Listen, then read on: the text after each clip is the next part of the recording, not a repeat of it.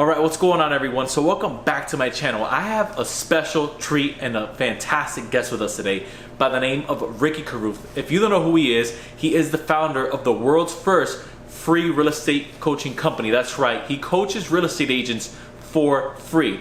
And he has the right to do so because over the last 4 years, he's been able to put up big numbers. And by big, as a single agent without having a massive team, literally just him and his assistant, he's been able to scale his business to produce over $1 million worth of commissions. That's right. So he definitely knows what he's talking about. And today in episode 3 of Insight with Irv, we go deep as to what agents should be focusing on, and if you're not a real estate agent, what salespeople should be focusing on in terms of how they should be selling to the consumer, and what they can do to be making the adjustments needed to adjust to this market and to where the economy is right now. So without further ado, guys, here is episode 3 of Insight with Irv. All right. So welcome to another episode of Insight with Irv. Today we have a special guest by the name of Ricky Carruth out of Alabama. He's a top producing agent, and I'm so excited to have him on this show. If you guys don't already know who he is, be sure to check out his Instagram handle, which we will be dropping in the description down below. And without further ado, I'm just going to let the man himself introduce himself. So Ricky, what's going on, brother? Oh man, not much. Just been working out of the house for the last month, just trying to make it happen. You know what I mean? Yeah, man, I feel you. How's this whole thing really been shaking up for you? I mean, how's your business been since? How have you been adapting? It's been great, man. I mean, number one, it was highly predicted. I mean, the market's been going up for so long, something was going to bring it down. It's crazy that everything's shut down and stuff. So, that's how market crashes happen. It's when it's things that you least expect. I mean, if everybody saw it coming, then, nobody would get scared and, the market would never go down. Something has to happen that really scares people. And the only way to scare people is to do something nobody saw coming. Oh, for And sure, so, man. yeah. So, It has how has the market been performing in your area up in Alabama? well, I mean, it's been great. And then as soon as this happened, it slowed down tremendously. I normally sell about 30 properties in March every year, and this year I sold 2. Okay. So I've sold, It's a big change. yeah, big change. But like I say, totally predicted. I went through 2008, went through that crash, I went through the oil spill. I saw it all happen then. All the stuff that's happening now is the same old story. Nothing really different. So after you've been through it a couple times, it's no big deal. The market will stop on a dime, and when people get scared, like people that were in the buying process or thinking about selling, and then something like this happens, they put on the pause, like they hit the pause button. And that scares a lot of agents because they think that all the business they had going on has now disappeared, which it kind of has temporarily. Hmm. But what you got to realize is that the market's in a transition, and you're always going to suffer temporarily, only for a couple months. And then once the dust settles and the market kind of figures out where it's going to go from that point, so something happens, scares everyone. Everybody puts the pause button on for about 2 or 3 months till they can get clarity on which way the market's going to go. And then from that point, the market's either going to keep going up or come down. It's either going to do one or the other. It could stay flat, but it doesn't matter which way it's going to go. We just need to know which way it's going. We just need to know the direction. If it's going down, great. I'm going to go out there and line up investors, and we're going to buy, all kinds of really good deals, and transactions are going to continue to happen. If it's flat, that means that it's kind of a balanced market between buyers and sellers, which means there's a pretty good amount of demand and there's a pretty nice amount of inventory. So that's not a bad market to be in. And if prices go up, that means that there's really low inventory and there's a lot of demand. So that's also a good market to be in. So it doesn't matter if you catch my drift. It doesn't matter what kind of market we're in. At the end of this, we just got to get to that point where we know, what it's going to do, and then from there, you can just absolutely crush it. So I'm kind of enjoying this moment. It's giving me a chance to kind of recharge and take a step back from my business and take a look at all the holes in my business and, kind of tighten up a few things. And, it's been a well needed adjustment period for me, so, and two, this is the time right now when you really build your business. In 2008, when the crash happened, that was when I grabbed so much market share during that time. I saw you mentioned that on your Instagram, and I don't mean to cut you off, but now that you bring up the point of, whether the market's going up or down, especially when it's going down, it's really the time to gather some more market share. Oh yeah, oh yeah. See, this is the time when most agents are just chilling, Mm-hmm. and yeah, and this is when you can actually leapfrog the competition. This is when you can actually, all the agents out there that have been just wishing and hoping that they can one day be the top agent in the market. And this is the moment right here Bingo. where it's really easy. It's extremely easy to get out there and gobble up that market share and come out of this thing on top.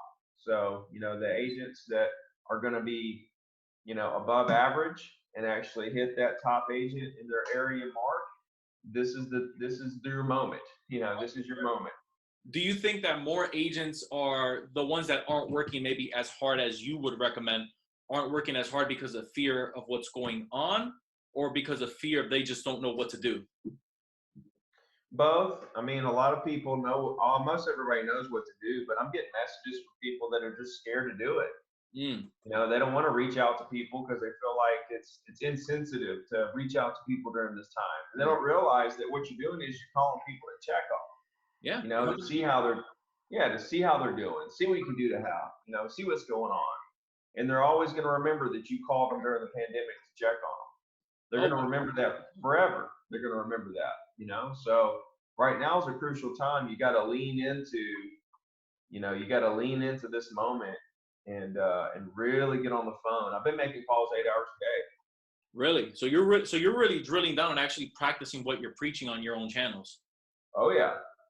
Oh yeah. You have to. You have to. I mean, like this is, it's kind of like when the stock market goes down, you really want to buy a bunch. Yeah. It's the same thing with this.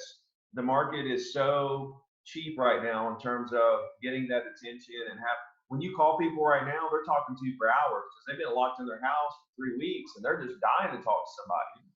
And then you're about the fresh air with information, and you're giving them, I'm not sure if you're per se giving them a market update or if they're just past clients or just kind of just checking up on them. I mean, what has that conversation been sounding like for you?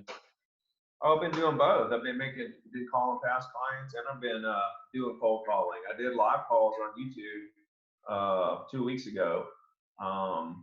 And it goes like this. It's like, hey, it's Ricky Cruz. How you doing? They're like, good. I'm like, yeah, I've been working out of my house for 3 weeks. This stuff's crazy, isn't it? And then they just start talking forever about the situation going on, and you just talk back and forth for a while. And then when you get to the end of that, it's like, well, look, I don't want to take up too much of your time, but the market has slowed down a lot, but I'm still selling a couple properties. It's not totally dead, and I just calling to see if there's anything I could do for you. So you're opening it up, super conversational, providing a little bit of value on the back end. And obviously it goes back down to, you're not going to force someone to make a sale or make a move. It just kind of leads into, if they're already thinking about that, then you just happen to be at the right place, right time. Man, see, everybody's trying to figure out what's the objective or how do we get to the closing and stuff like that. And the thing is just let it happen.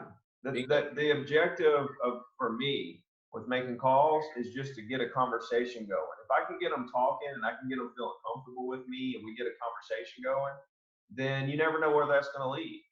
You just never know. So many opportunities come out of it. The more people you talk to, the more things you learn, the more, things you find out about what people want to do, what they're thinking, deals going on. There's so much to it. But if you're just sitting around not calling people, wondering why everybody else is selling property but you, there you go. Yeah. And at the end of the day, it's not about us, but rather what we can do to service the consumer.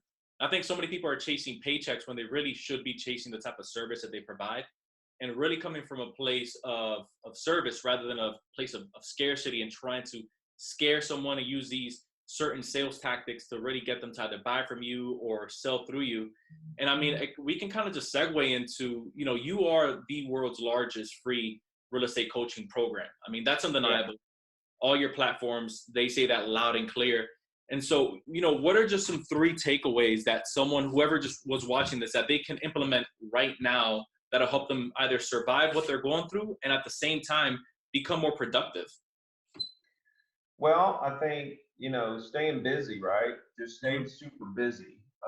Because whenever you have something really kind of crazy going on or something even personal, it's just a negative thing in your life. Maybe you lost a loved one, or maybe you lost some deals that you thought you had, or whatever, like negative stuff like that, and or a market crash or whatever. Stay busy. Like if you can use work as your therapy, it does 2 things for you. It keeps your mind off of whatever negative is going on, and it keeps you super productive. So you kill 2 birds with 1 stone. And so I think one big thing is just to stay busy. Like keep your normal routine that you had before this happened. Like keep that routine. Like I get up at 4:30 and I work for an hour, then I go to the gym, I work out, and then I work all day. I haven't swayed from that. I'm still getting up. I'm working, and then I have a gym in my garage now instead of going to the gym. It's like winners just find a way. Love You it. know, winners, like they don't make excuses. They just make it happen. So at the end of the day, I think you need to stay busy, keep your routine, don't sway from that. This thing's gonna be gone just as quick as it came. And so we're all going to be right back to work. So let's not take any time off. Let's treat this as if we're still, now a lot of people, their kids are home from school and they're home. So it's difficult to do that for some people. I get it. Right. But at the same time, let's figure out a way to make it work where we can be as productive as we can be. I think the key of it all is just to realize that real estate's not going to quit selling. No. Like it's never going to quit selling. If nothing else, it's going to continue to sell more and more. I mean, we're in a very secure industry. Just realize that as this is predictable. The market, something scares the market. Everybody hits the pause button for a couple months, and then we get right back to business as normal. That happens. It's You lose cyclical. a couple, yeah. If you lose a couple deals when that scare happens, say, it's just predictable. Like you just chalk it up and you keep moving. So stay busy, keep your routine, and keep moving. Love that. Love that. And so, closing out, because we wanted to keep this a little shorter and a little tighter for whoever's watching, and they can just replay this back, whether they're on their way to an appointment or if they're maybe right before hosting maybe a virtual listing appointment or buyer consultation. What's next for Ricky Carruth? Like, what do you have in your agenda? Obviously, without disposing too much, because I know you have a couple things up your sleeve, but just what's next for you, man? I just want to be the hardest working guy out there. I love building businesses. I realize that business is about people. If you have the people, if you have the audience, if you have a following, if you have a database, you have a business. And so the objective of any business is to collect data and collect customer base and build brand, against that base for decades. So, not going after the transaction, but more going after the relationship, and doing it on a large scale is how you build really, really big businesses. And so I don't know, when opportunities come up, I take a look and decide if it's something for me. I was thinking about it today when I was working out, like what do I want to do long term, and I was thinking, man, it would be cool if I actually had time to write more books, because like I don't have time to write books, and I have all these book ideas, that I would love to get on paper and get published. I'll self-publish 2 books, and I'd like to have 10. Like I have some really good ideas for some books that would really help some people. So I don't know, man. I just want to keep pushing, and I've got the real estate business that's pretty much on autopilot with the brand I built there. Just answer the phone. People call me when they want to do something. I don't really have to chase anyone. My It's all those deposits you made early on in your career. Yeah, exactly. I mean, it's what happens after you make 100,000 cold calls.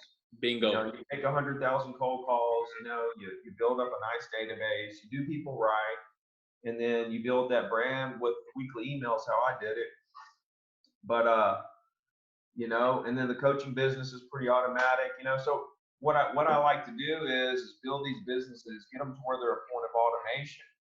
You know, and it's crazy to say that because my real estate business, I'm a single agent. You know, and a lot of people think, well, how is that automated? Well, I do show properties and I go to listing appointments and stuff, but it doesn't take a lot of time, you know, and I'm doing other things at the same time, you know, and that business is coming to me, so I'm not putting a lot of work into it. You Exactly. know, I've already put the work in. With the coaching business, you know, hundreds of agents are signing up every day all over the world, and it's growing like crazy. So, you know, we just moved into a new house. I saw It's that, man. It looks awesome, and I gotta say, beautiful little girl you have. I have one as well. So thank you. Yeah.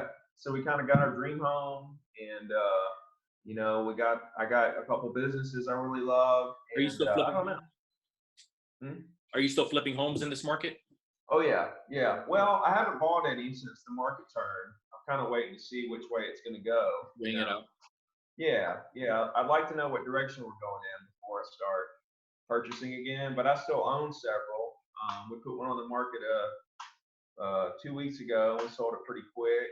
We're closing on one in a couple weeks. So I've still got some that I own and that, you know, we're still working on fixing them up, flipping them, but we haven't bought anything else Of course. since this all happened. But as soon as the dust settles and we know which way the market's going, and we know what price point, you know, we can make money, then we'll start purchasing again, you know. Oh, 100%. The good thing is that obviously you're experiencing that realm and you always have different ears on the ground from investors that you work with to just people that you just come across, from contractors to other sellers, you know, in your database. And so, Ricky, I just want to say thank you, man, for being on this show. Where can they find you? You can drop all the platforms. And again, I'll drop those links down below. Do you have a TikTok, Instagram? What do you have? Everything. Like if you just search my name anywhere, you know. But YouTube, I like to document a lot of stuff there.